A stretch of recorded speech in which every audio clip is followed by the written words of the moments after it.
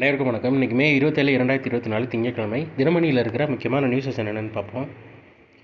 மேற்கு வங்கம் வங்கதேசம் இடையே கரையை கடந்தது ரிமல் புயல்னு தெரிவிச்சிருக்காங்க.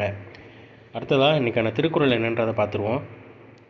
பழிமழைந்து எய்திய ஆக்கத்தின் சான்றோர் கழிநல்குரவே தலை. பழியை மேற்கொண்டு இழிதொழில் செய்து பெரும் செல்வத்தை விட சான்றோர் வினை தூய்மையோடு இருந்து பெரும் பொல்லாத வறுமையே சிறந்ததுன்னு வினை தூய்மைன்ற அதிகாரத்தில் திருவள்ளுவர் சொல்லியிருக்காரு.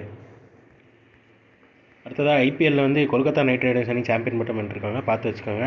சைடில் ஐபிஎல் 2020 சிறப்புகள்னு கொடுத்துருக்காங்க. நம்ம இது நடந்தப்போ அந்தந்த டேட்லேயே நம்ம நிறையா பார்த்துருப்போம். ஆரஞ்சு தொப்பி, இந்த பர்பிள் கேப் இதெல்லாம் கொடுத்துருக்காங்க.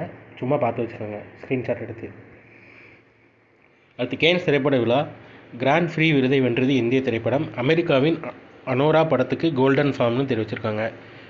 கிராண்ட் ஃப்ரீ விருதுடன் இயக்குனர் பாயல் கபாடியான்னு தெரிவிச்சிருக்காங்க. கேன்ஸ் திரைப்பட விழாவின் 2வது உச்ச அங்கீகாரமான கிராண்ட் ஃப்ரீ விருதை இந்திய இயக்குனர் பாயல் Kapadia all we imagine as light என்னும் திரைப்படம் வென்றது. இதன் மூலம் கிராண்ட் ஃப்ரீ விருதை வென்ற முதல் இந்திய இயக்குனர் என்ற பெருமையை பாயல் கபாடியா பெற்றுள்ளார். அதே சமயம் அமெரிக்காவின் அனோரா படத்துக்கு கோல்டன் ஃபார்ம் விருது வழங்கப்பட்டதுன்னு சொல்லியிருக்காங்க.